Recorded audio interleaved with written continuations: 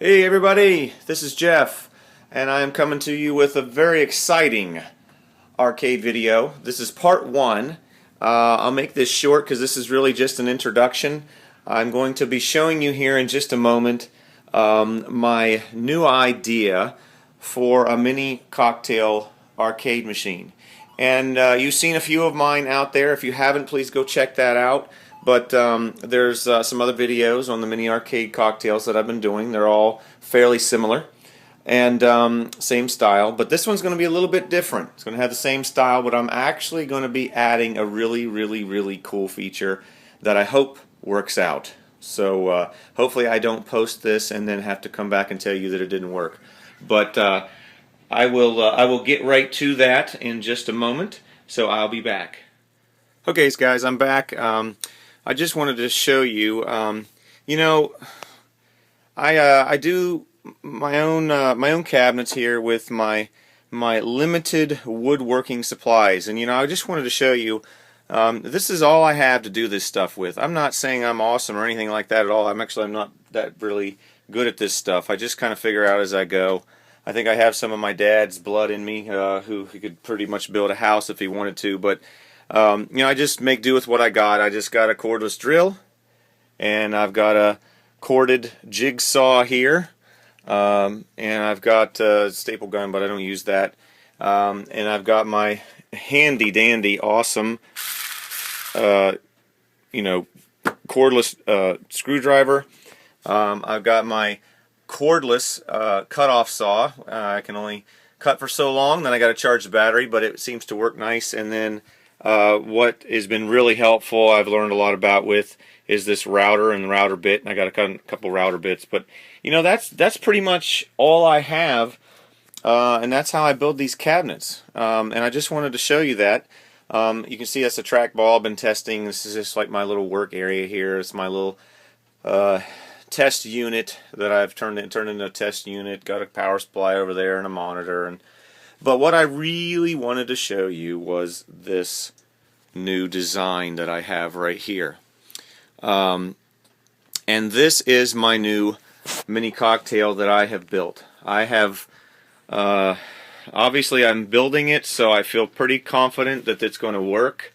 But what you can see is that I haven't cut the holes or anything in the side of these control panels, but if you've seen any of my other videos, you know that usually it's just this control panel and this control panel, so you have your one player and your two player over here. But what I have added is a third control panel, and what I plan to do is I plan to do a lot of wiring with JAMMA harnesses, and I will show you that stuff as I go through this. I thought it'd be nice to just kind of show you as I build, which I haven't actually done before. I'm going to be splicing it. I talked to the board maker. He said it shouldn't be a problem to be able to splice the, if this is the one player over here, I'll have a one player and a one player. And I'll have a one player, button 1 and a one player button 2. And they'll be spliced together. And it should work. So, obviously, what this does is it turns it into a vertical cabinet, and then we'll be able to go over here, and when I have the test switch in, which is only a hole right now, I'll be able to hit the test switch, turn the cabinet into horizontal, and then have all the horizontal games on here. And I've got the whole layout. Obviously it's in a very miniaturized version, but I've got the whole layout here for like a multi-Williams, right? So Defender would be here, so you'd have your well, I don't know if I remember, but you'd have your like thrust and fire up here. You'd have what is it? You know what? I don't remember. This is reverse here. This would be like in Inviso, I think, and maybe this one's Inviso.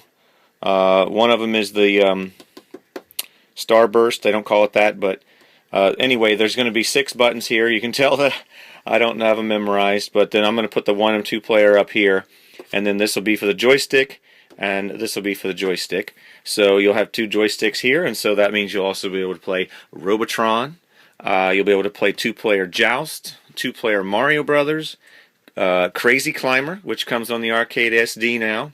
So I'm really excited about this. If you can't tell, I don't say that many reallys very often, but I just wanted to show you. I mean, basically this is just half-inch MDF board. So see if I can show you a little bit more of a close-up of this stuff. But this router bit right here is what I use, and I just set it at the right depth. If you can see this router bit, and it's got a little curve on it right there. And I just run that down here, and then I end up taking a sander. I didn't show you that. It's a little palm sander. That's my other thing, and it rounds it really nicely, as you can see. And then on these, I run it on both sides. And then that allows me to use half-inch MDF. It keeps the weight down of the device, but it keeps it sturdy. Because with half-inch, I wouldn't be able to put T-molding on here. Three-quarters, I could. And then also on these control panels, basically with the screws, I like to keep it so you can kind of take this thing apart, but I don't want screws sticking out, so I kind of just, if you can see that, where that screw is, I'll take it out real quick. So I just kind of countersink it. So then that way, see, it's nice and flush, right? And then when you paint it, I paint it black. If I were to paint it blue, I actually have some nice blue screws that I can use as well. But that's what I do for that. And then you can see this is for the power supply. That's going to be for the test button, and this is going to be for an SD card extender that will go to the board, and then it'll stick out the other side over here, and you'll be able to get the SD card out without taking anything apart. And then I just use these braces right here. So I've got just 1, 2, and 3 braces. And then over here, if you can kind of see in here, I got 2 on that side and 2 on that side, and you can see I just use like a little 3/4 by 3/4 inch piece of wood to sit the control panel on, and then this one here is just a little filler. So I just wanted to show you as I'm building here. I hadn't done it as I was building. I did show you sort of an open box one, but in the very first video that I did. So I'm going to stop talking for now because there's nothing else to talk about for now, but please do stay tuned for the next part as I progress with this thing. If you have any questions, comments, or advice, please do let me know. Hey guys, I wanted to throw this in at the end here. I decided I hadn't got the other videos posted, so I thought I got quite a bit further here on the cabinet build, so I just make this whole part 1 the cabinet build. And as you can see, these are the control panels I have off, and I've got them painted. I ended up going with just the joystick and the 2 buttons on these 2 control panels, which will only give me Missile Command missing for the 3 buttons there. There's a couple other 3-button games that I'll be able to do horizontally, so it'll just be that 1 game I'll be missing, and I'm okay with that. But this turned out pretty good, the paint job. I'll end up getting some overlays for these, even though I paint them. I actually will put some overlays on here once I decide what I want to do, what artwork will end up being on there. But here's the cabinet, and obviously I got that painted as well, so it's just 2 coats of black with these little rollers that really are really nice on the MDF board. It's cabinet and door rollers. They're basically like little styrofoam rollers, so these work really well. I didn't have to use a brush at all, except for in the corner, just a little. Over here in these corners right here, I had to use a little bit of brushing, but I'm sure you can't see that very well. But the paint job turned out pretty good. And one of the big things that I added after the paint, or other than the paint, was the outline here for the monitor. This is how I end up mounting the monitor, and I always end up on both sides running this 3/4 by 3/4 inch, and it's on there pretty nice. And then I take these pieces and screw it in to the end here. Now the tricky part about this cabinet was I had to figure out how to mount this side because there is no other side like this.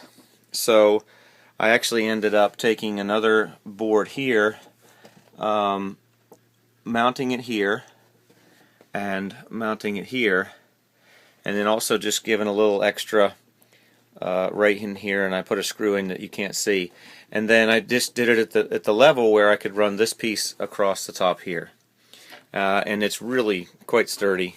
Turned out really nice. And then of course you can see how I do this in the middle here. This piece is where the monitor sits down, and you kind of got to go by whatever kind of monitor you have. Some monitors are thicker than others. This one's not too bad.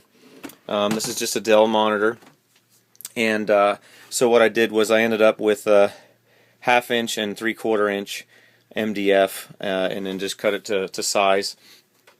And you can see I've got the power supply in there, but I'll talk about that later. And then let me go ahead and just pop that in there real quick. So that pops in there just like that. You can see that it just takes a little while to line it up. And then here's my Lexan, right? So I get these at Home Depot. The Lexan really works nicely because it doesn't crack, it doesn't split. It is more expensive. It's about $20 for this piece of 24 by 18 inch Lexan, which seems like a lot, but it's worth it to me. You could do plexiglass for $6, $7, $8, but I really like this stuff, and it's a lot easier to just take a jigsaw to it. I mean, I basically it's already 18 inches wide, which is perfect for me for this length, and then I just cut it off down this length here at the right distance, and I just make one quick cut with my jigsaw, and it works really nice. And then what I do is, as you can see here, I'll just show you one of these holes. So I mark out exactly the holes all the way around, and it's important to do it this way so that you can make these holes flush, right? So that you can make the screws go flush, but you want these things to line up as best as possible. And it's been a little tricky to do this, but once you got everything lined up just right, you can go ahead and drill into here with just the small drill. You can see that, you can focus a little bit on that. You can see I drilled in there once. So then I took this off and then drilled the bigger hole on top of the little hole with the right size. Depends on what size screw. You want to get the right size bit for the right size screw head. And then these screws that I end up using, like this, are black, and they're really, like, you know, almost just the right size. So I can pull this off here. See, it almost goes through. So it gets about as flush as you can possibly get with that screw, so that nothing's sticking up. And then you can see over here, I end up just measuring this out. Sometimes it turns out a little bit better than others, but so that I can expose these, because I actually had a problem with this one time. The very first one I didn't have this, and you know, you had to kind of guess where to press on this bezel to change the input. So I try to make that look as nice as possible. And then you can probably see down through here is what I end up doing is I measure this part right here all the way down and all the way around, and then I'll peel off the back of this and flip it over, right? I'll cut it straight all the way down through here with a straight edge, peel off the plastic off the back, and then I just take this spray paint right here, right? This nice spray paint, put a nice coat of spray paint on the back, and then once I peel off the rest of the back and then the front, then I've got a nice, you know, bezel, and it works really nicely. So for $20 you can end up with a really nice bezel. So that is the cabinet part. I don't think I missed anything else. I did just want to show you that. Go ahead and add that in here at the end of this. I already said my goodbyes earlier, so I'll just cut this off quick since I'm probably made this a little bit longer than I wanted to. But I definitely want to just kind of go over this stuff with you guys. show you how I end up doing the monitor and keeping it in there nice and secure, so that everything is just really just as secure as possible. So, and then again, there's the control panels, but the next section will be all the electronics and everything, and I'll post that later after I post this one. So please tune in for the second part, and if you haven't seen any of my other videos, please do check them out, and talk to you later. Bye.